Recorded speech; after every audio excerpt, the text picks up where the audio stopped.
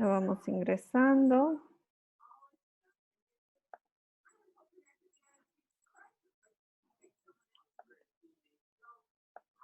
Y se está ingresando también.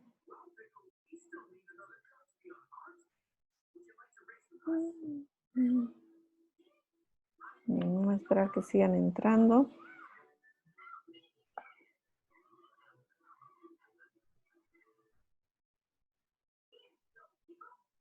Vivian también.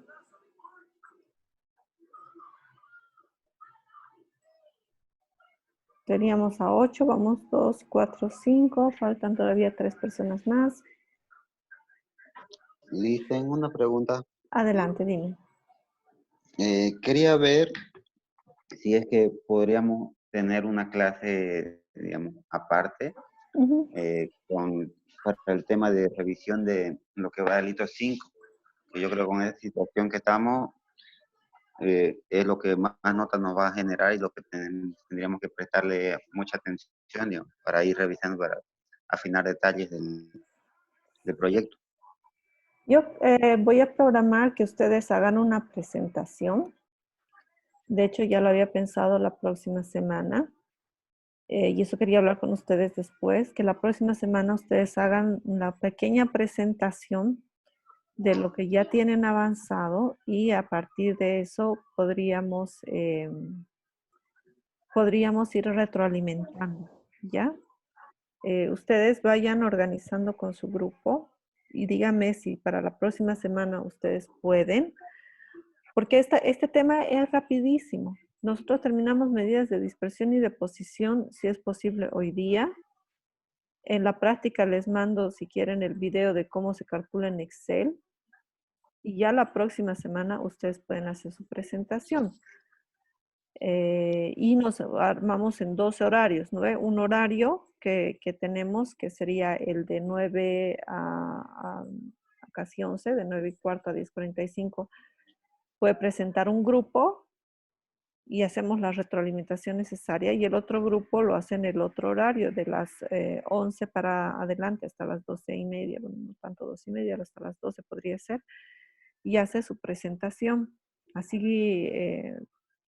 participan cada uno dentro de su grupo, se preparan la presentación como todos pueden hablar, entonces uno dirige la presentación y cada uno va presentando su parte y podemos hacer la retroalimentación necesaria, tanto, digamos, en formato como en contenido.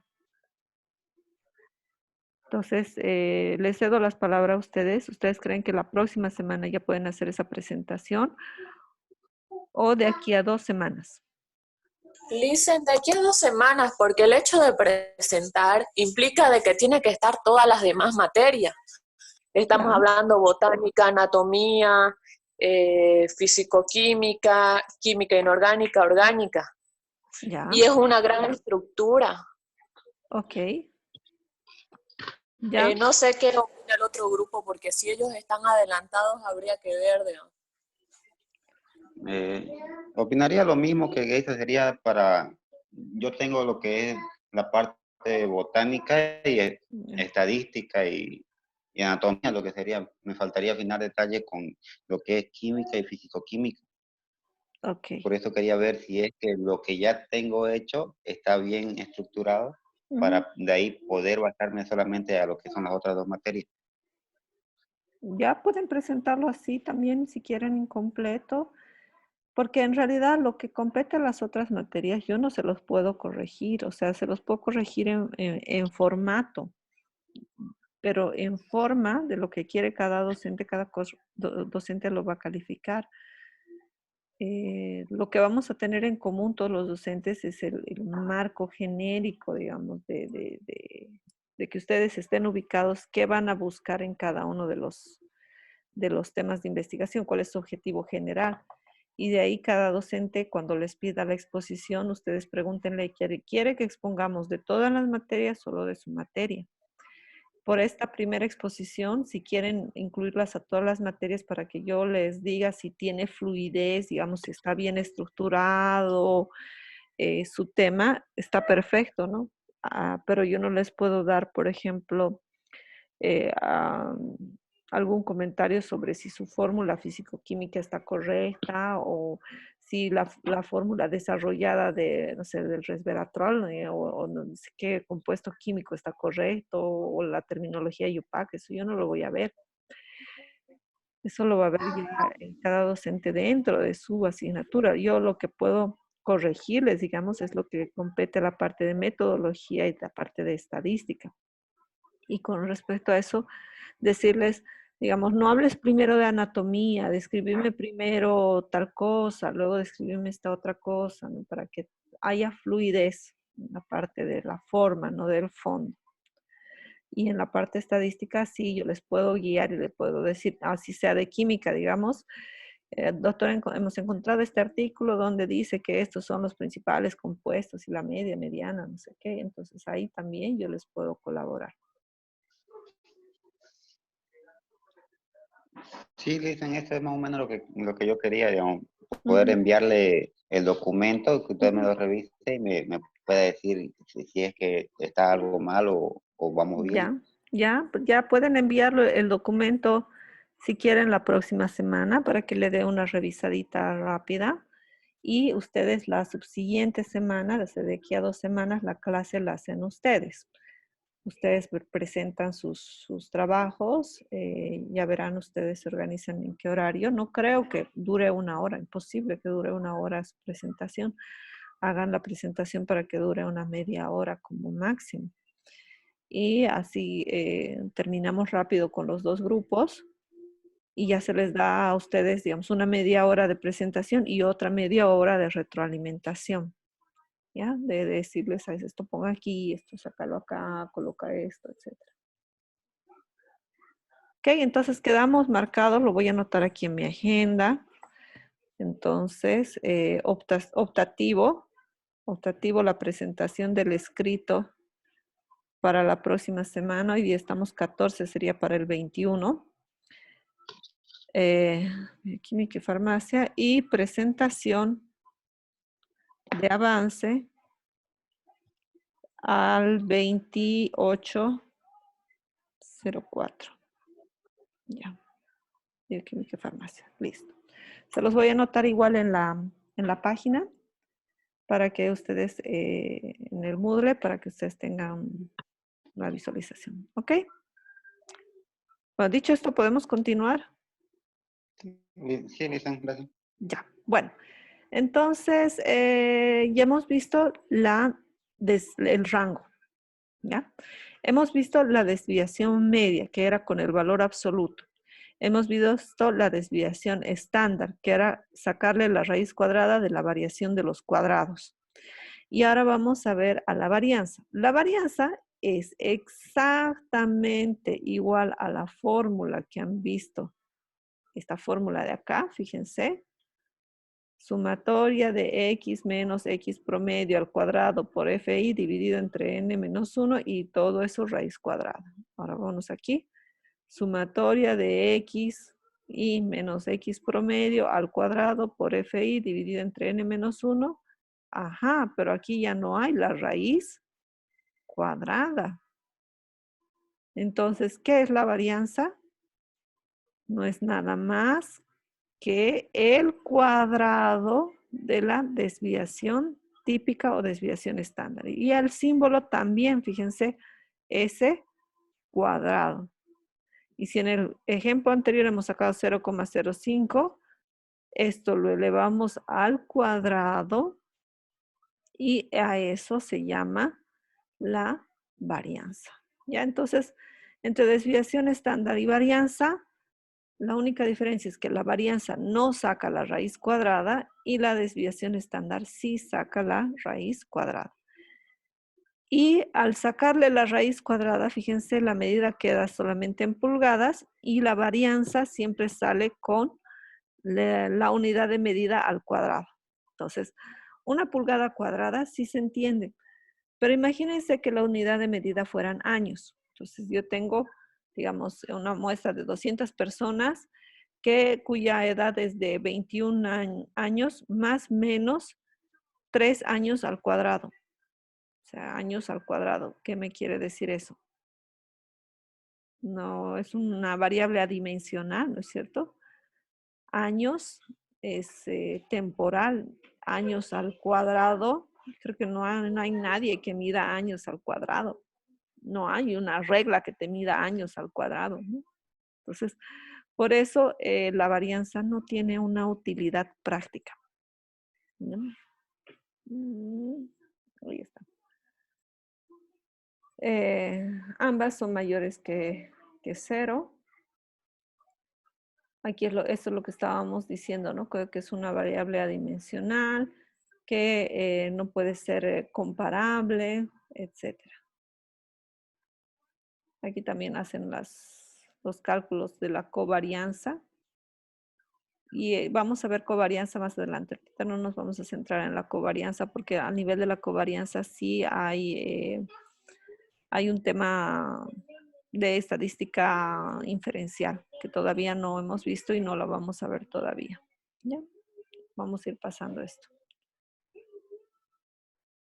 Propiedades de la desviación típica y la varianza. Esto ya también habíamos visto. Una tiene una unidad al cuadrado, la otra no tiene las unidades al cuadrado. Siempre la varianza puede ser mayor cuando nuestro indicador es mayor que 1 y mucho más pequeño cuando nuestro indicador es menor que 1. Eso también hay que tener idea, ¿no? Entonces, fíjense, puedo yo tener una distribución que no es tan normal y yo calculo la media y calculo la desviación estándar. Pero si mi desviación estándar es igual, ¿qué sucede? Fíjense, esta parte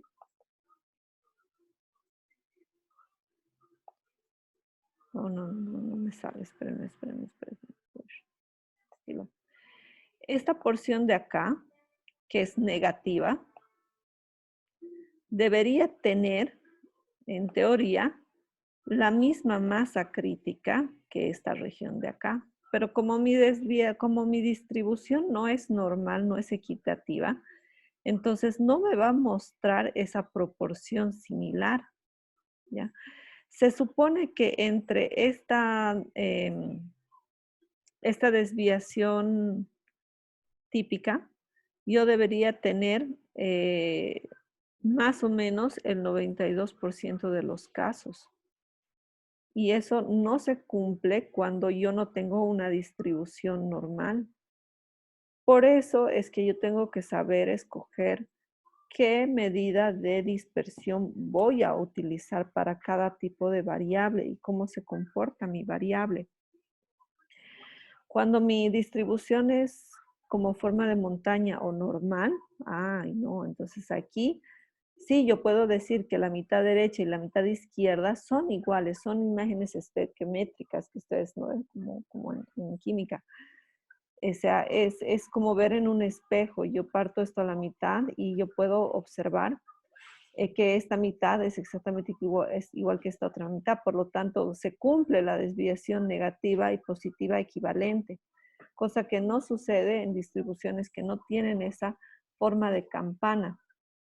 Y es más, cuando tienen forma de campana, si yo saco una integral de estos valores, yo saco la integral, y al sacarle la integral yo puedo calcular, digamos, si aquí yo tengo 100 personas, yo puedo calcular exactamente cuántas personas están entre este punto y este punto. Y esas 100 personas, de esas personas van a ser exactamente equivalentes a la otra porción, es decir, a la porción derecha y la porción izquierda van a ser exactamente equivalentes por el hecho de que, mi batería se está botando, por el hecho de que son imágenes de espejo, ¿ya? Y cuando yo saco la integral con una desviación estándar, entre este valor de acá y este valor, asumiendo esta forma de campana, todo esto, va a tener acumulado el 68% de los datos. Entonces, yo puedo decir, si mi desviación es, yo te estoy midiendo la edad y tienen 21 años, más menos 3 años. Entonces, yo voy a decir que el 68% de las personas que he encuestado tienen entre 18 años y 25 años, ¿ya? Y eso lo puedo comprobar matemáticamente. Cuando yo tomo 2 desviaciones estándar y saco la integral y calculo cuántas personas están aquí adentro, esto me da el 95% de los datos. Y ya cuando extrapolo a 3 desviaciones estándar, que para muchos investigadores 3 desviaciones estándar es mucho, es exagerado, porque la variación es muy grande, ya tengo el 99,7% de los datos. Esto solamente va a ocurrir cuando mis datos tienen forma de campana. Yo creo que van a tener que ver la presentación unas 2 o 3 veces para comprender a cabalidad esto de acá.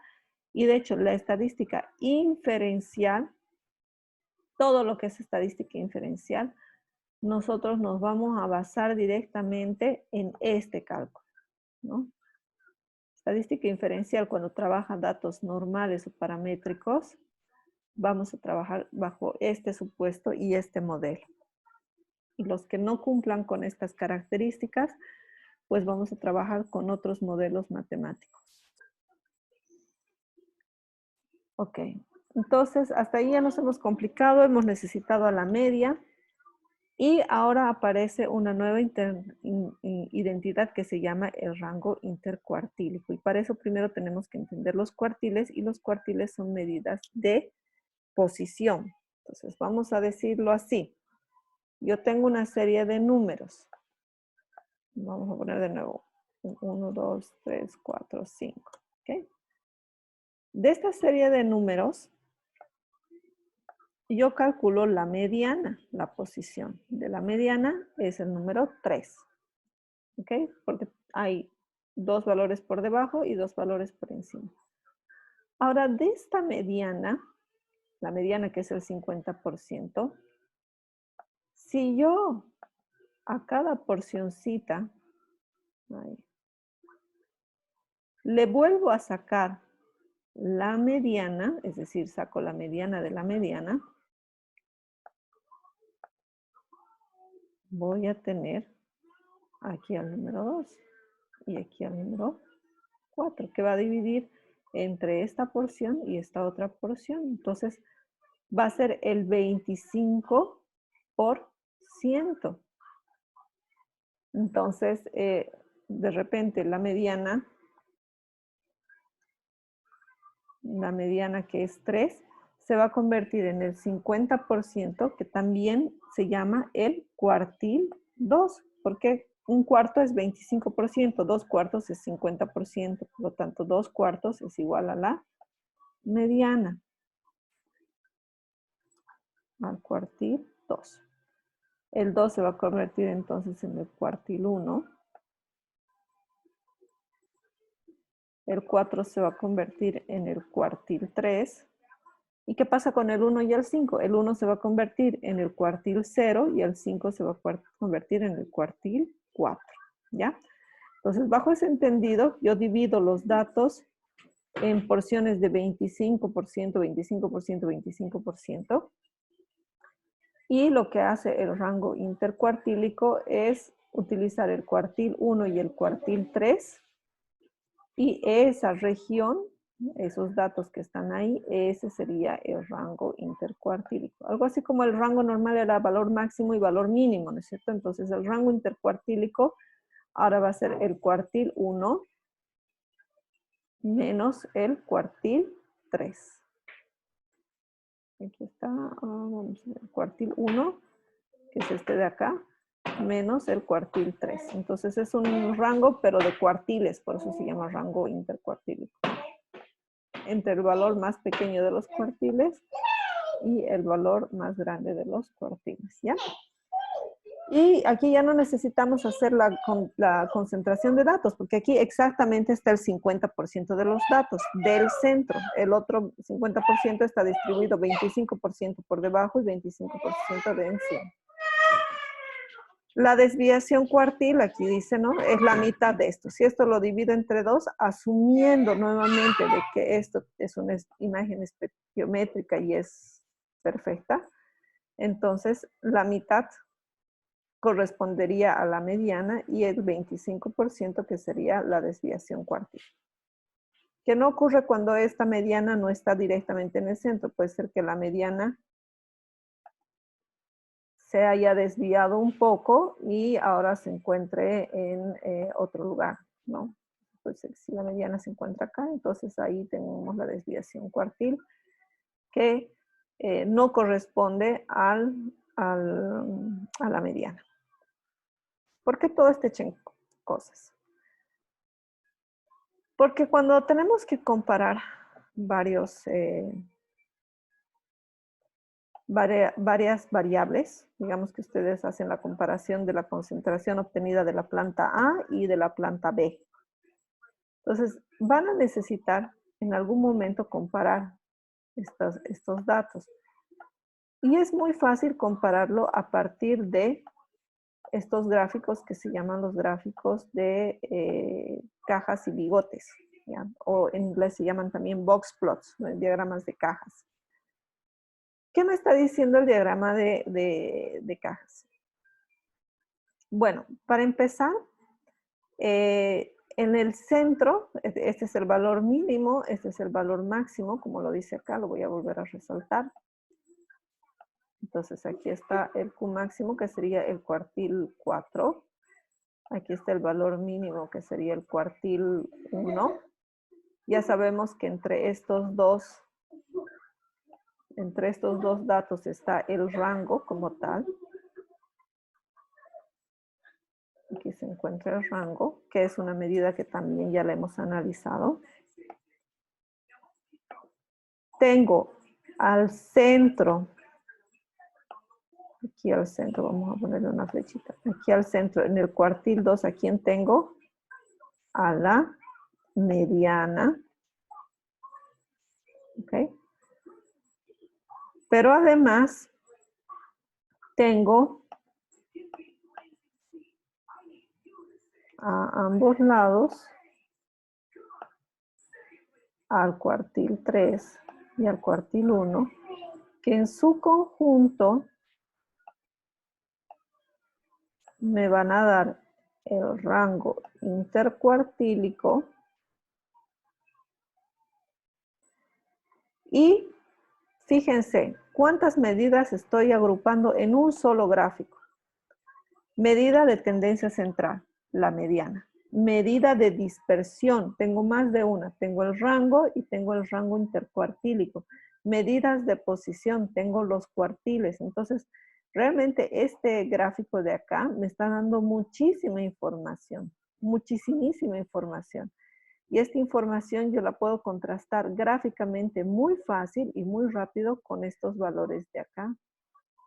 Entonces, si yo tengo aquí mi planta número A, mi planta B, mi planta C, y aquí estoy yo buscando las concentraciones de mi principio activo, yo voy a decir que mi planta A, sí, puedo extraer valores máximos muy elevados, pero también valores mínimos muy poquito. Entonces, yo tengo mucha variación de todos estos, casi similar a la variación que tiene el C.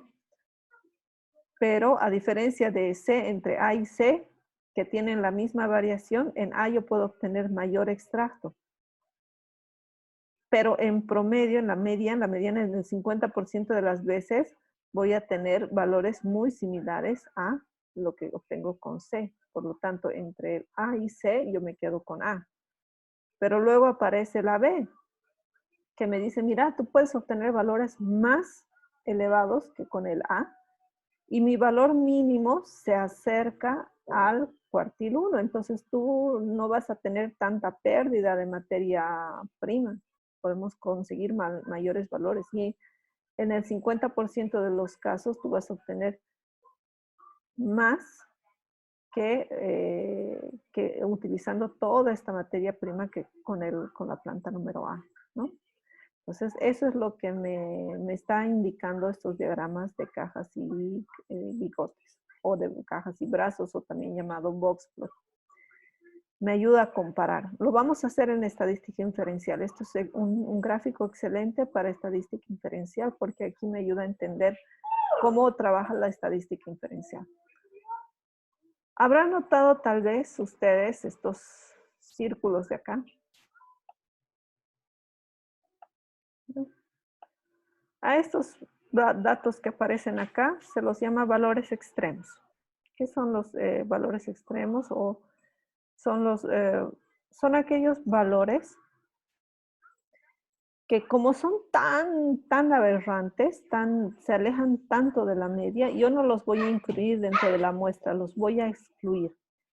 Hay muchos parámetros, cada investigador tiene su parámetro específico para quitar a estos valores. Algunos utilizan un valor matemático, otros utilizan un supuesto biológico. Digamos que yo tengo una muestra que estaba demasiado marchita y por lo tanto su peso no correspondía al peso fresco, entonces sí la he incluido, pero la he sacado de mi análisis porque me da un valor muy alto. Entonces, pero no lo voy a eliminar del todo, lo voy a mostrar, solamente que lo voy a mostrar excluyendo. Entonces, ese es un criterio. El otro criterio es esto, ¿no? Que del cuartil 3, del tercer cuartil, si sobrepasa 1.5 el rango intercuartílico, entonces ya voy a decir que es demasiado diferente del resto y por lo tanto debería quitarlo. Lo mismo negativo, ¿no? Si sobrepasa, si es más pequeño que 1.5 del rango intercuartílico, pues mejor quitarlo, porque luego va a dar falsos resultados.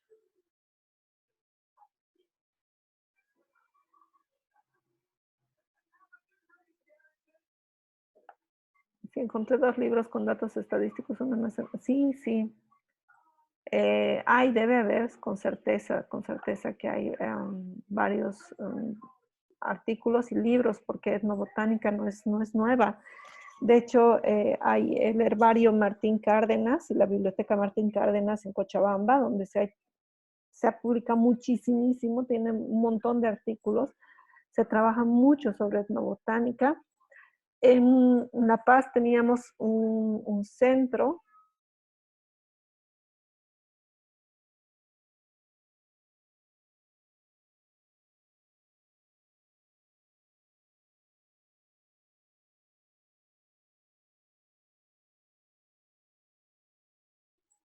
Perdón.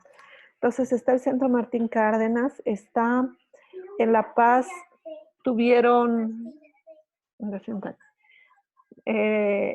la ciudad del Alto había un centro donde agarraban semillas y las irradiaban con uranio, justamente para ver variedades. De ahí salió la quinoa real y muchas otras variedades de quinoa. Entonces hay bastante conocimiento etnobotánico. Tranquila, no lo había visto. Y estos diagramas me sirven para eso, ¿no? Me sirven para yo verificar cuáles son las características que más me favorecen y cuál es la cepa o la metodología que más me favorece para lo que yo quiero encontrar. Lo van a ver, voy a mostrarles tal vez la próxima clase para que interpretemos. No es difícil de hacerlo, en primer lugar. No es difícil de interpretarlo, creo que me es más sencillo interpretar esto que la desviación estándar. De todas maneras lo vamos a hacer para que ustedes puedan ubicarse. Entonces, ¿qué similitud tiene este diagrama de cajas y bigotes con los diagramas de distribución normal? Ahora sí, esta parte es bastante ilustrativa. Ya, fíjense. Sucede, pensé que estaba todavía con la goma. Fíjense que cuando nuestra distribución es normal o paramétrica o tiene esta forma de campana, como es simétrica, mi cajita va a salir bien centreada, si quieren ponerlo así. Los bracitos van a tener la misma distancia y yo voy a poder fácilmente ver que la mayor cantidad, el 50% de los datos se acumulan dentro de la cajita, ¿ya? Pero cuando yo tengo los sesgos a la derecha o sesgos a la izquierda, pues voy a tener esto de acá, que mis brazos se van a desviar, van a ser más largos y más cortos.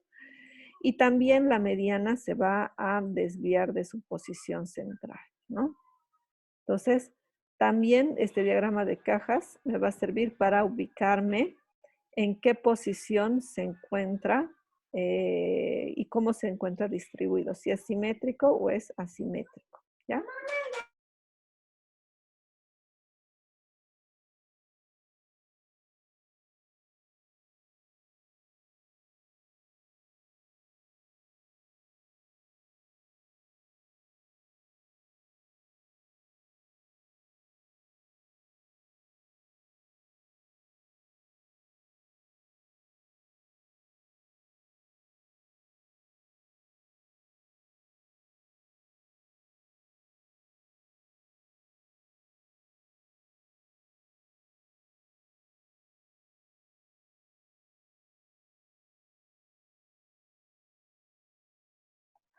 Perdón, chicos, me entró una llamada al teléfono. Ya, entonces, es que esta parte es un poco difícil si no los tengo en la pizarra. Vamos a hacer todo lo posible para poder entenderlo y poder trabajarlo con ustedes. ¿Qué es? Espérenme un segundito, por favor. Espérenme.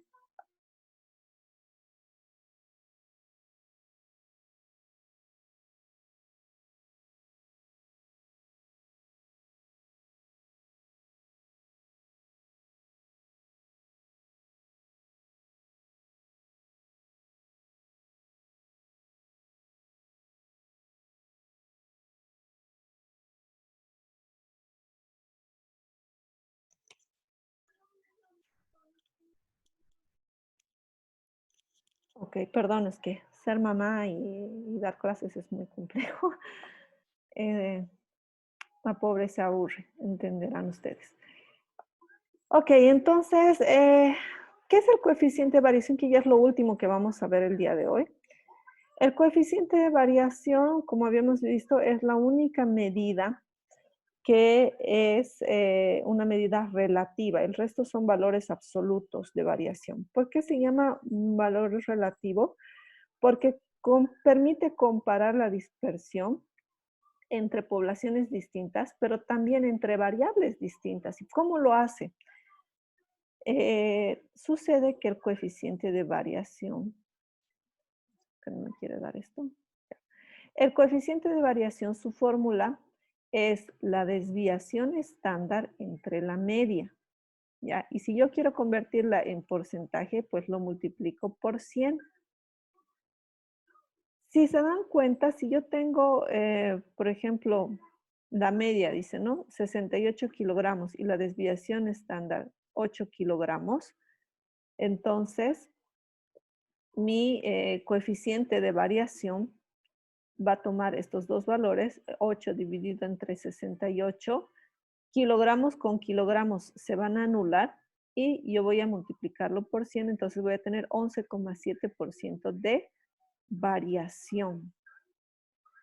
Y yo como tengo un porcentaje o como tengo un valor que no tiene dimensión, yo puedo compararlo con, por ejemplo, esta otra variable que son metros. Dice 1,70 metros y 0,61 metros de desviación estándar. Entonces, calculo nuevamente el coeficiente de variación y me sale 39,7% de variación. Como no tiene unidad de medida, ahora sí yo puedo comparar kilogramos con metros en la variación. Es decir, que las personas, los estudiantes, tienen una variación en peso de un 11,7%, pero una variación en altura de 39,5%. Yo puedo comparar y eso es por eso es que es relativa, porque elimina la unidad de medida. Esto yo sé que crea un poco, se crea un poco muy abstracto. La parte de la tipificación la vamos a pasar porque es la parte de inferencial que lo vamos a avanzar un poco más adelante, que es cuando esta curva la transforman en una variable normal, una normalización. Tenemos 5 minutos. Yo me hubiera encantado, creo que lo vamos a hacer en una tercera reunión, para poder explicarles y hacer un solo ejercicio y vamos a calcular todo de ese ejercicio. La media, la mediana, la moda, la desviación estándar, el rango intercuartílico y todo. Pero hasta por ahí, preguntas.